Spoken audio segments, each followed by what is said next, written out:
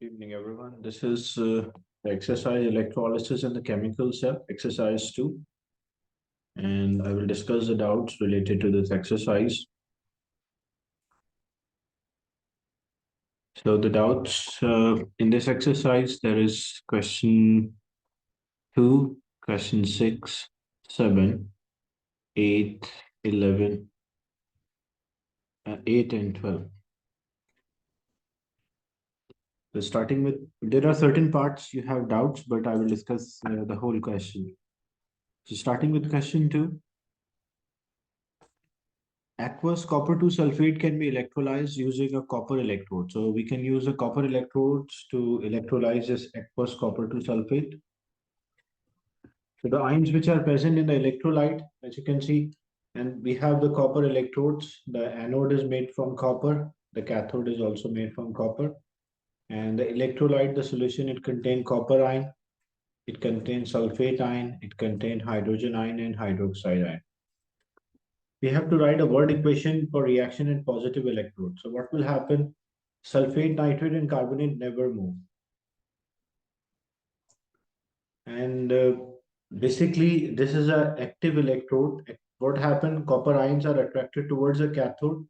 To balance that, copper atom will turn into copper ion. This is when the anode and cathode, or anode made from copper, and the electrolyte is also a copper salt. So what happened? The copper atom actually turned into copper ions by loss of electron. Then why the color of the solution does not change? As you can see, when the copper ions are going out from the solution, at the same time, the copper atom turn into copper ion and enter the solution.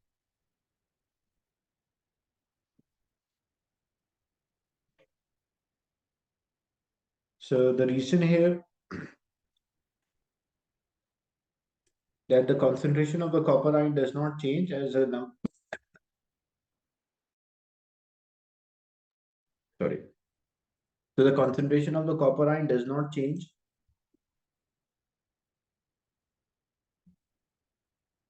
So the concentration of CO ion is not changing or does not change.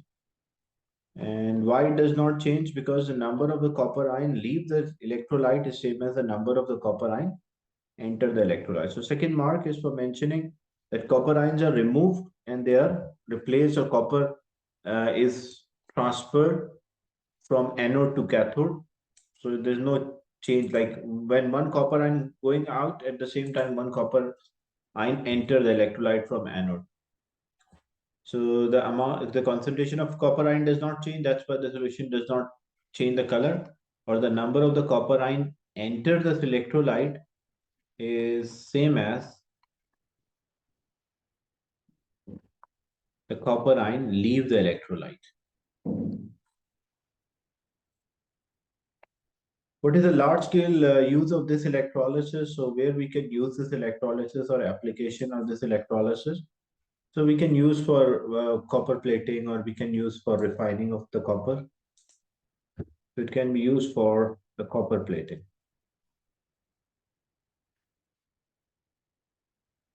Then the next question, this was question 2. Next is question 6.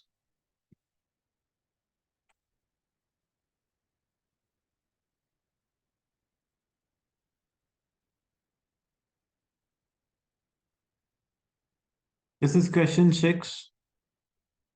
Here, iron and steel rust when it is exposed to water and oxygen, and rust is a hydrated iron 3 oxide. The formation of the rust is it's a hydrated iron 3 oxide, means contain water as well. The following cell can be used to investigate the rusting. So this is a chemical cell. In a chemical cell, as you can see, the negative terminal where the electrons start to flow,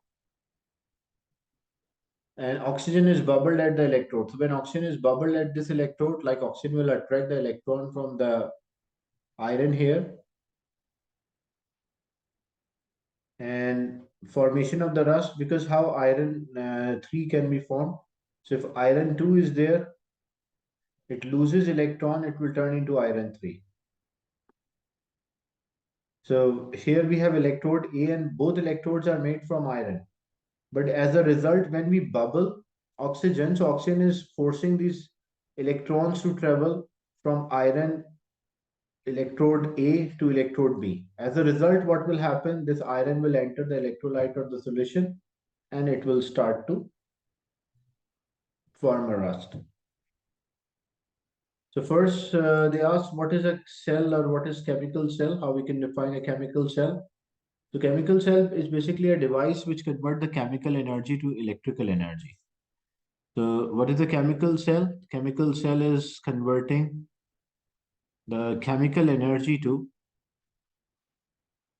the electrical energy. One mark is for mentioning chemical, one is for electrical. Which electrode will be oxidized and become smaller, and explain your choice. Oxidation is a loss of electron. As I mentioned, because as you can see, the electrons are moving here from electrode B to electrode A. It means that this electrode is losing electrons. If this electrode is losing electron, oxidation is a loss of electrons, so electrode B. So which electrode will be oxidized and become smaller? The answer is B. And explain, it's of 3 marks. So 1 mark when you mention B, you will score 1 mark. And the second mark here, because the electrode supplies the electron to external circuit or it loses electron.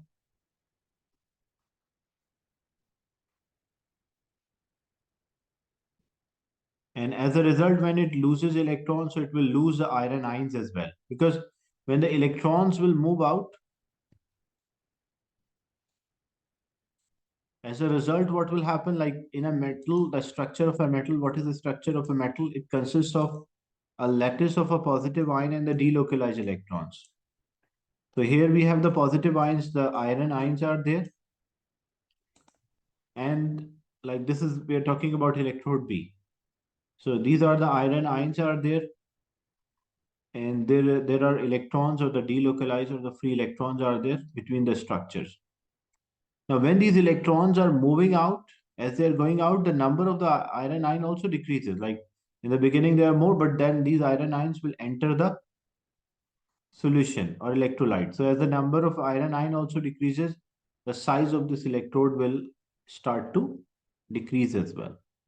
So this electrode size will slowly, gradually, it will decrease because the iron, it's losing iron ions. Iron ions are, because ions can move through the electrolyte. So iron ions are moving to in the electrolyte and the electrons are moving in the external circuit. So why it's of 3 mark? 1 mark is for mentioning electrode B. The second mark because it's oxidation because it is losing electron. And the third mark, that's why the size is decreasing because it is also losing the iron ions. What measurement would you need to find the rate of a rusting of electrode you have chosen? So to identify the rate of a rusting, we have to, because the mass will change, so we can measure the change in mass with a reference to time. So we can measure the change in the mass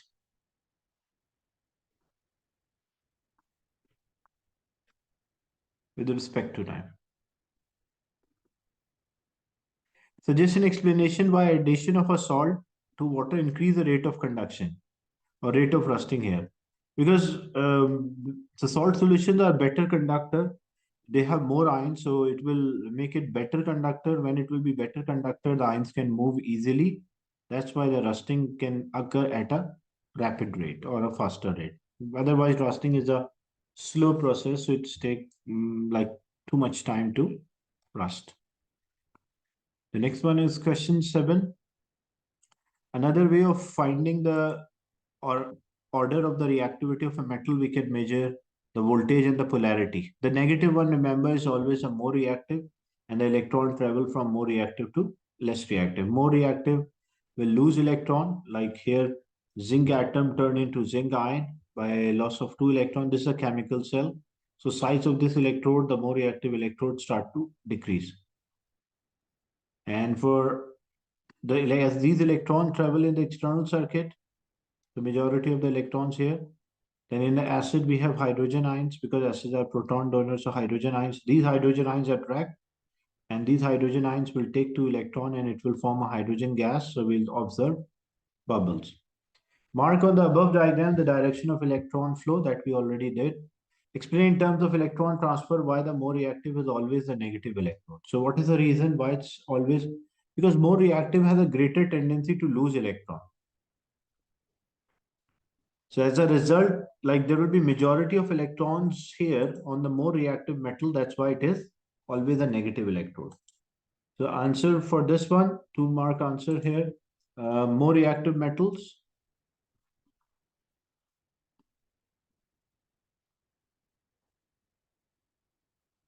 They have greater tendency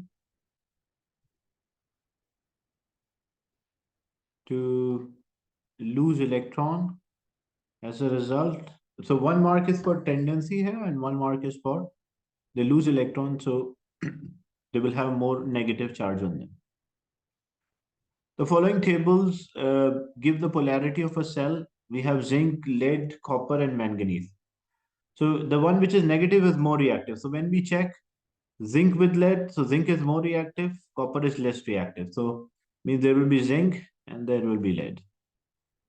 But we don't know how much is the difference in the reactivity as we don't know the voltage. Manganese and lead, so it shows that the manganese is more reactive as it is, and this one is less reactive. So, but again, as we don't know, maybe um, because as I mentioned, zinc and lead, negative, positive, manganese and lead.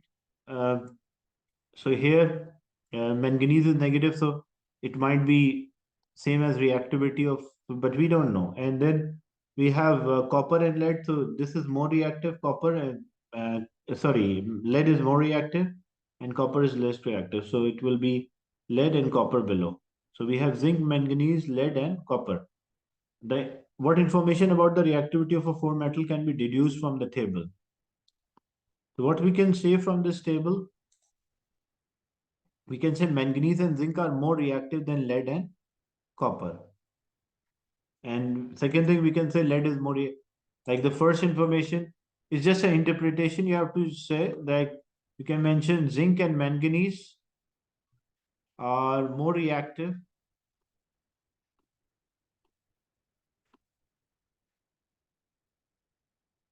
than lead.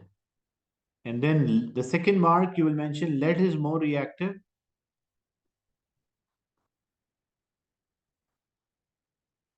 than copper. What additional information we have to know, like the order of the reactivity? Because we should know what is the difference in the reactivity, so we need the voltage. If we know the voltage, we can work out the reactivity series or the reactivity of these metals.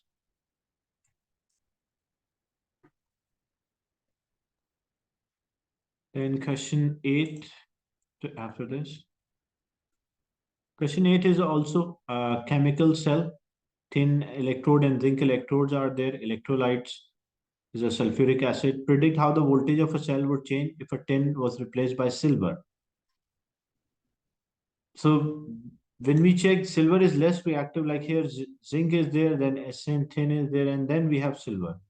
So if you use zinc and tin, it will produce less voltage as compared to zinc and silver because greater the difference in the reactivity, higher voltage produced by the cell. So what will happen to the voltage? The voltage will increase as the difference in the reactivity, but we don't have to specify a reason as it just we have to mention what happened. So it will increase. Which electrode will go into the solution as a positive ion and give a reason. So which electrode, zinc or tin? So zinc is more reactive, so zinc will go inside the solution as a zinc ion and the electron will move from zinc surface to tin. Zinc will be the negative electrode in a chemical cell and tin will be the positive. We don't say anode or cathode here. It's negative and positive with reference to the movement of electrons. So in a chemical cell, don't say that is one is cathode and anode. It's just a negative electrode and the positive electrode with reference to movement of electron. Which electrode, as we mentioned, go into the solution and give a reason of your choice. So that will be zinc, and the reason zinc is more reactive or it can lose electron easily. I said, how can predict the direction of electron flow in a cell of this type? So how we can identify or how we can predict? So, so always the idea is that the electron flow is always from more reactive to less reactive. So how we can predict? So electron flow is simply from the more reactive to the less reactive metal. So this was the doubt, question 8, and the last one is question 12.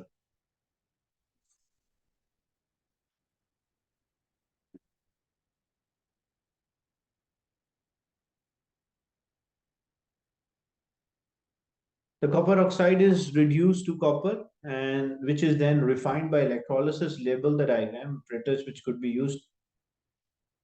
If you want to purify or refine a copper, anode should be made from impure copper. So this should be impure copper. Cathode should be made from pure copper. And the electrolyte should be a copper salt, copper nitrate or copper sulfate, aqueous. Because what happened, like this is copper, this one is pure copper. All copper are there, but this also having impurity. Copper atom will turn into copper ion, and this copper ion will move towards the cathode. And the impurities are left behind. That's how we refine the copper. Give one use of the copper other than making an alloy. So where we can use copper other than making an alloy, coppers are used mainly even for coins as well. It's used to make wires or pipes, nails also, roofing also. Different uses are there.